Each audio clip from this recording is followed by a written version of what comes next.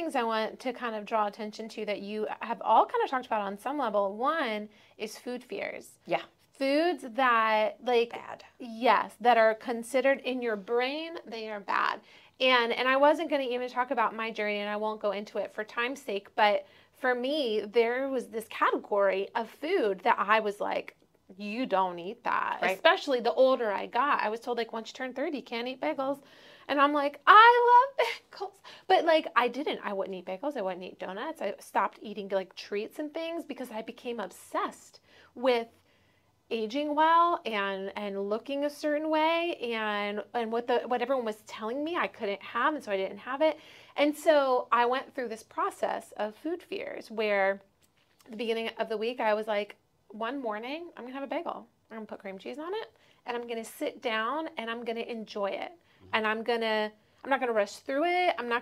But I had to train myself to move past those things. And I think it translates in the same way to, you don't wear that bathing suit if you're after a certain weight or age especially. And so there's different things that are locked into our brains that we've considered truths that are not truths. You kind of have to drag them into the light and expose it for what it is. Right. For your mind to wrap itself around the fact that that's not true. That's not true for me. That's just Starvation not true. is not going to get you anywhere. Yes. I think is one that the American culture is if you eat less calories, if you don't eat this food, if you eat that food, if you and I know that it works for some people. I think that that's fine, but there is no one size fits all. There is no bad way to do any of it. There's your own journey. I worked with a midwife a long time ago who said that there are 100 ways to do something. 99 of them are okay, and one is wrong. And so, and I think that that's really an important way to approach this. Yeah. There's 100 ways to look. None of them are wrong. But if you are uncomfortable with where you are, yes. then that's your one. Yeah. Right? And the first thing I think to do is probably therapy. I mean, honestly, it's probably getting into therapy and starting to unpack what it means, what it means to you to be overweight or to be underweight, because we have people who can't gain weight in certain cultures. That doesn't look good either on them. That's the opposite. You know, what does it mean to you? What maybe helped bring you to this point? Yeah. And because if you have a metabolic condition that's going to sabotage you the whole way, well, then it's a commitment to fixing the metabolic syndrome as much as you can, right? If you have a different metabolic syndrome, which is obesity at that point, morbid obesity becomes its own metabolic syndrome, then there's a commitment. You going under that surgery was not an easy decision when he's saying stuff like you might not live, right? Like I think, and taking medications that you don't know the side effects of and there's risks associated with. Yeah. And there's a stigma too. Really there's is. a big stigma about taking meds. Just the term weight loss makes me like, ugh, right. You know, like. Yeah. A metabolic correction. Well, a couple of things that you said I wanted to address. When I decided to have the surgery and I realized that there was a chance that I wasn't going to live, at that point, I was okay with that. Right. Because you were already there. Because I was miserable. But when you talk about foods that you can't eat, like that you can't. So my surgery makes it so that, if I eat too much sugar. Yeah. Right, You really can't. I really pay for it. Yeah.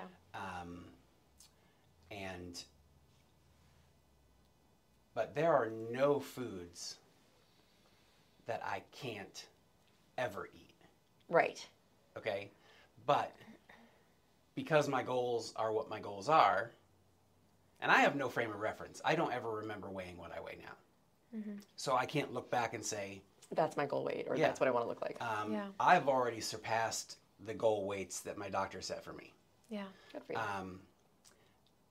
And so when I keep in mind what my goals are, there are lots of foods that I won't eat. You choose not to eat. Right. Not because you're afraid of them, Right. not because you believe them to be bad, but because it's choice based on a goal. I love that Yeah. perspective. And because I just hold some beliefs that whether you're heavy or skinny or whatever, there are just some things that everybody knows to be true. Like donuts are sold in a dozen. You're meant to eat more than one. Right. If you weren't, They would be sold in a single? right. I'm smart. So you can believe what I'm saying. But so I know that if I eat a donut, I'm going to eat a couple donuts. Right. And I love donuts. But so sometimes I will, I'll compromise with myself and I'll get a couple donut holes. Right. You know. So again, it's not a no. It's a Right. learning to work with it. Right.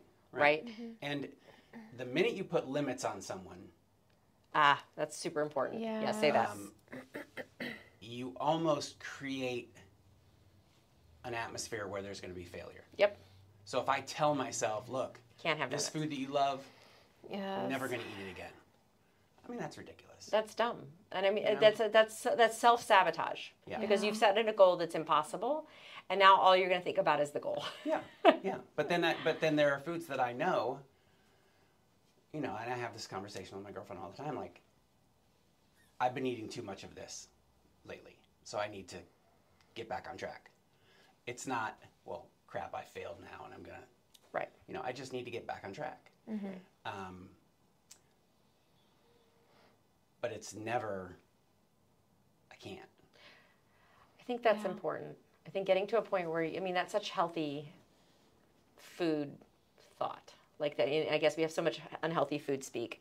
That's such a healthy way of approaching it. And to ask you, did you ever think that you would be able to have that kind of conversation? Because that's not how you speak to yourself when you're back in. I don't feel like people ever talk to themselves in that way when they're in the process of trying and failing and trying and failing, the cycle of weight loss. Yeah.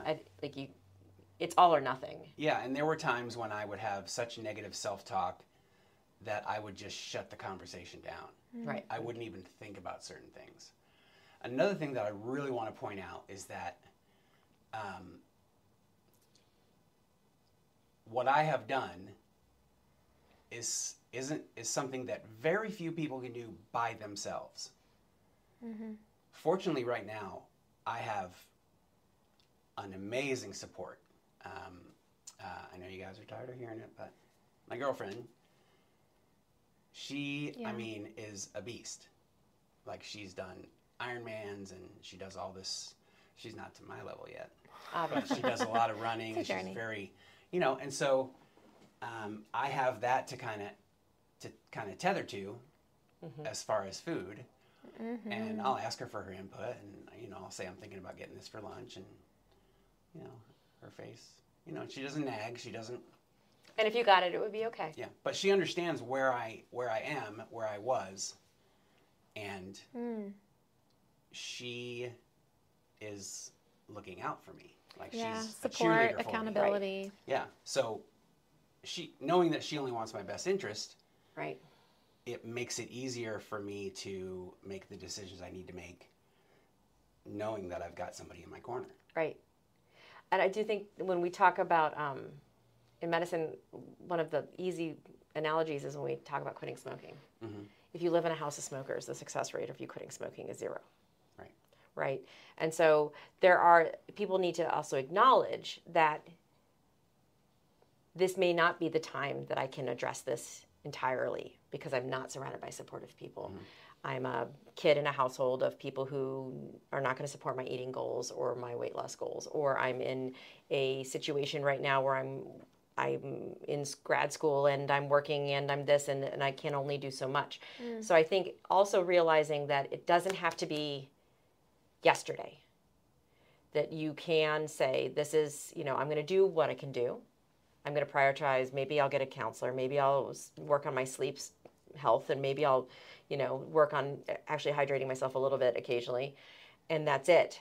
And I'll worry about this when this immediate stress thing is done. I think is also okay, because if you don't, if you're not in complete rock bottom where you have no choice, then you're in that, sort of phase in the middle. There are things that you can do, I think, to work on psychologically being healthy to get there. Mm-hmm. But if you are in a situation, it's not a failure on your part if you can't move the bar. You got to take stock of what's around you. Yeah. And the other side of that is, like, you had mentioned, Kathleen, like when you got into therapy first, and that was kind of one of your tools that you used. Initially, I was dropping weight so fast that nothing was wrong with me. Right. You know what I mean? I was like, I had a big S on my chest. Yeah. I have just recently, in the last month or so, begun counseling again. Because now I'm dealing with this new person that I am. Mm-hmm. And having to figure all that out. And so I guess it's the idea of never, even after you think you've accomplished the goals that you set, or even you did accomplish the goals that you set, there is this forward motion that you have to continue to make. Mm-hmm. Losing weight is not going to solve all your problems. No. Suddenly this is what alcoholics find once you've stopped drinking, all of the things are not better. Yeah. Like it's not all suddenly. Wait a minute. Yeah. It's a realization. It's a moment of. Yeah. And you do see the world from a different perspective. Like people don't talk about that part, that people treat you differently. Yeah.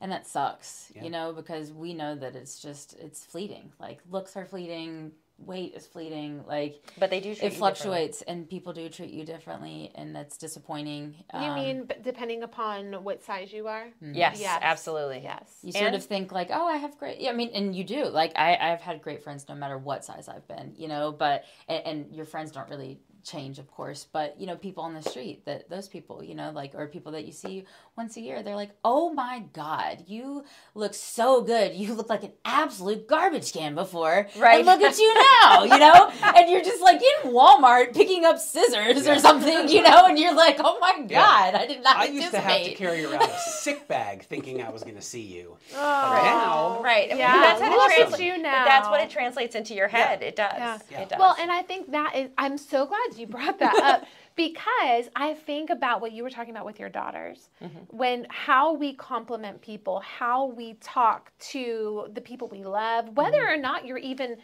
consciously thinking about, oh, this is the weight you are. We don't talk about weight in our house. We don't talk about calories in our house. No. We don't. But when I think about, when I visit family sometimes and they're like, you look so good. Have you lost weight? And, and they're not doing anything wrong, but it does highlight a thought pattern that it's like, I have this immediate shield up, protect my child, because we don't have those conversations very intentionally. And in some cases, I think it's a generation thing. Yeah. But you're absolutely right. I didn't even think about how you look at people differently. That's eye-opening for me because I know how we talk is going to train the people around us. But is it what they say to you? Is it how they look at you? Like, what is that experience excitement. like? I mean, I'm sure that you feel this too. Like people, and I'm not even talking about a significant, super significant change. But, like I said, in Walmart, all over the place, people just come up to you and they're like so overjoyed for you. Like you're holding a puppy, but it's just yourself in a ratty t-shirt doing chores on a Saturday, and it's unexpected. And it is nice, like you said, and it definitely is a generation thing, right? Like if I have a former student, I taught at University of Lynchburg, like they would never come up to me and say that a lot of the time. Yeah. And it is older people just trying to be nice. So it's like, it's kindness in a way that is will shake you back to a deep-seated fear, right? Yes, it'll shake you back into that. Because you're like, oh my God, I just got this. What if I regain the weight? What if I, will they not like me?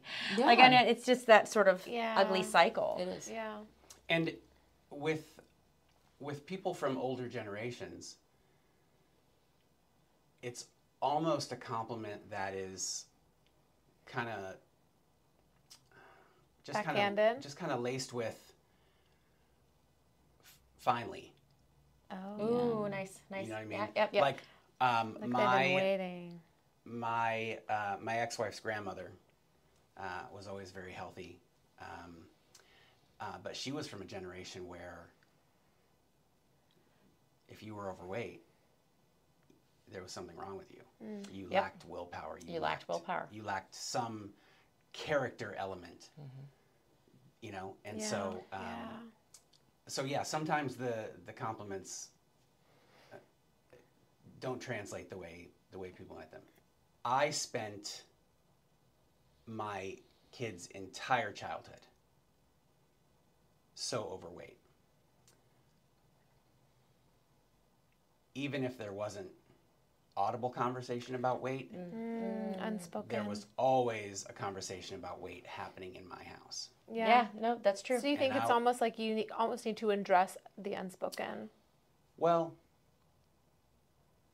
actually, I'm saying the opposite, because I damaged relationships with some of my children because I saw them struggling with the same stuff that I struggled with, and I came at them from a place of, I would really like for you to avoid all the things that I went through.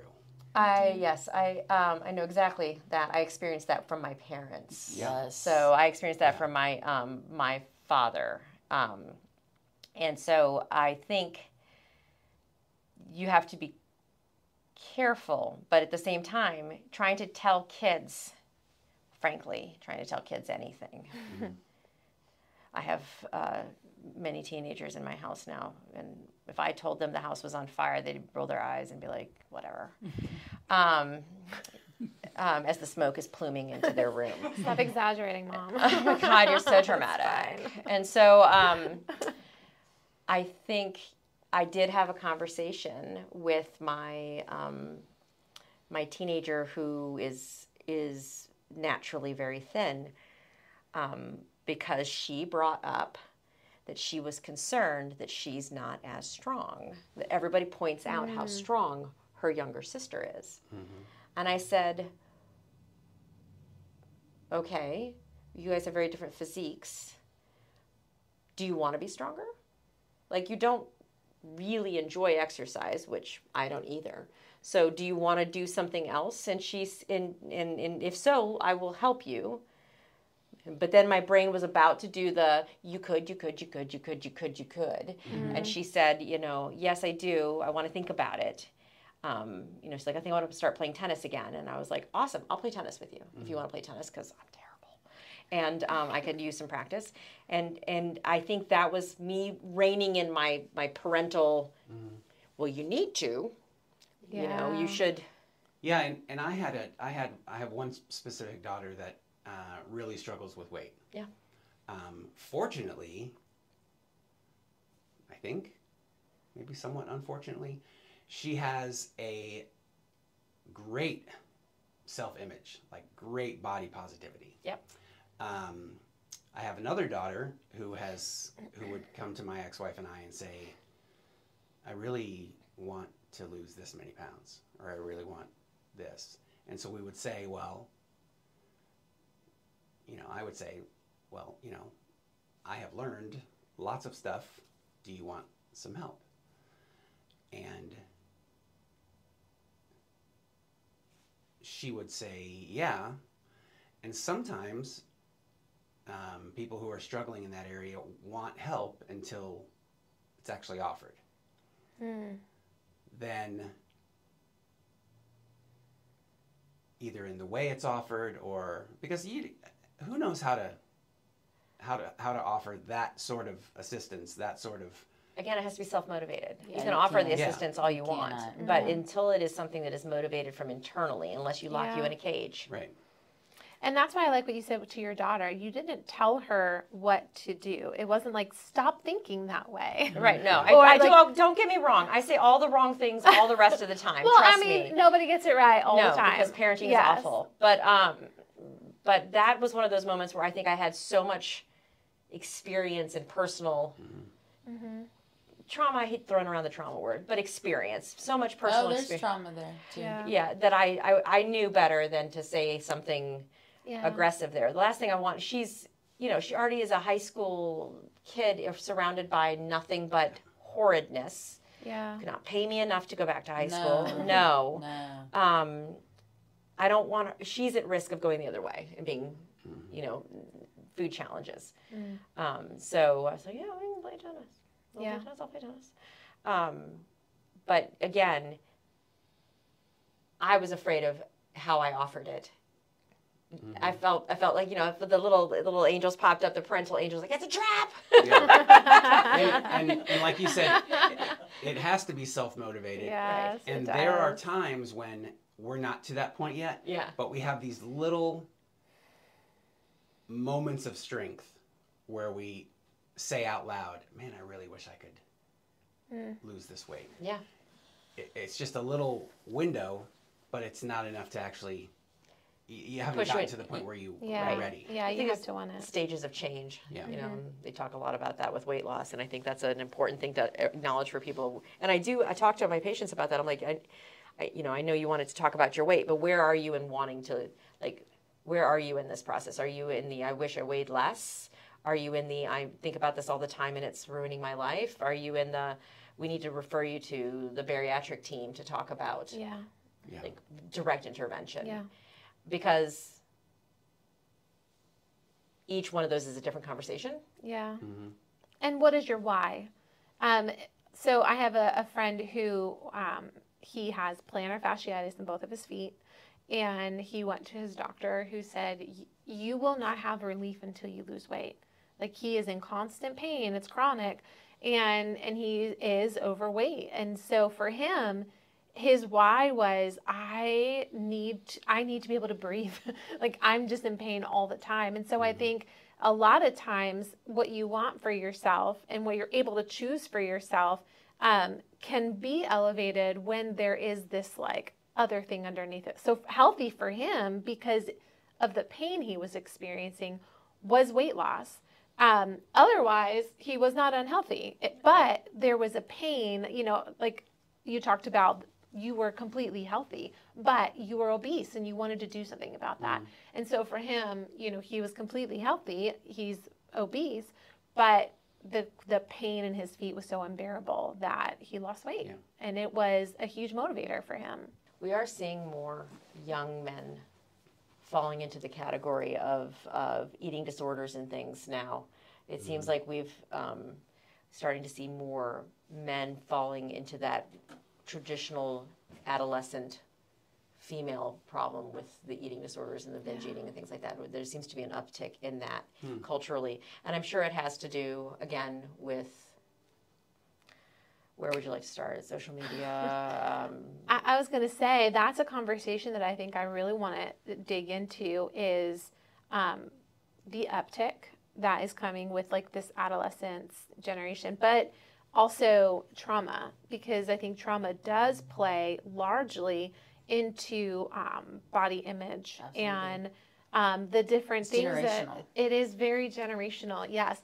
And there's a book, and I never like throw out a book because, you know, what I like to read is not going to be for everyone else, but it's called The Body Keeps the Score. And it talks a lot about the impact of trauma on your body. And so many studies have been done with kids who were abused, or kids who, you know, witnessed violent behavior, and alongside kids of the same age and of the same social status and of the same, you know, ability side by side who didn't experience that. And obesity is one of the things that the kids who have experienced abuse or violent behavior or this other side of it, it's a large part of their future. And so there's something there, and I think that it's a little terrifying. But I do want to kind of lean into that. Maybe we'll do that as another segment, because I think it's when you talk about, it's so frustrating to want something for yourself and you can't make it happen. Right. And so whether it is PCOS or whether it is like a way that you've lived for so long, you don't know how to turn it around. I think also, if it's trauma and if it's something that is so far beneath the surface that you can't even see it yet, what does that look like? Yeah, and I'm glad that you brought that up, because when we were talking about like getting a therapist earlier too, I wanted to mention, like, I don't think I've ever talked about weight loss in therapy, because like what you just said, like it's all the other things, like it's depression, it's sadness, it's anxiety that make you make a quick impulsive decision that wasn't necessarily a decision you would have wanted to make, or depression, and now, you know, all the things, right? Like, I don't have to probably tell anybody about that here or anywhere else, because it's like that is also so tied in with it, but it never gets talked about. They only talk about what you look like physically, whether that's better or worse than the last time that somebody saw you. I have a funny story for you. I decided to go to therapy maybe 5-6 years ago. It was before COVID, because everything is either before or after COVID now. It's true. It's like that point of reference. ACBC is totally different now. So before COVID, I went to therapy, and I sat down in my therapist's office, and she said, well, what brings you into therapy? And I said, I want to lose weight. And she went, I mean, in mine, I was like 30 pounds lighter than I was when I decided to actually do something about my weight. And we sat there, and I think a year into it, she said, I mean, and it was really interesting to watch. Like, I came in thinking, I want to lose weight. I'm going to go to therapy to lose weight. And what we discovered was, sure, there were many, many factors but I had done what many people do, is just take whatever it is that I don't want to deal with, and I put it in a little box and shove it under the bed with my foot like that. And so for me, it was losing weight was going to be, the losing weight was my canary in the coal mine. That was my body being like, hey, that's a good point. There's something else that you need to deal with. And I know that you have decided that if you got skinny, you would be healthy. Again, like if you stop drinking, you will completely negate all of whatever it is that made you drink to begin with. I think that going to therapy was an opportunity for me to get some of my house in order. I did not lose any weight in therapy. It wasn't until later, but now, years later, I have made decisions and gotten healthier to be able to change my mindset, so that therapy rules. So that and the thing is that this other side of it is I'm not in therapy right now, but I might. There's always, I feel like everybody should go to therapy on semi-regular basis because life continues.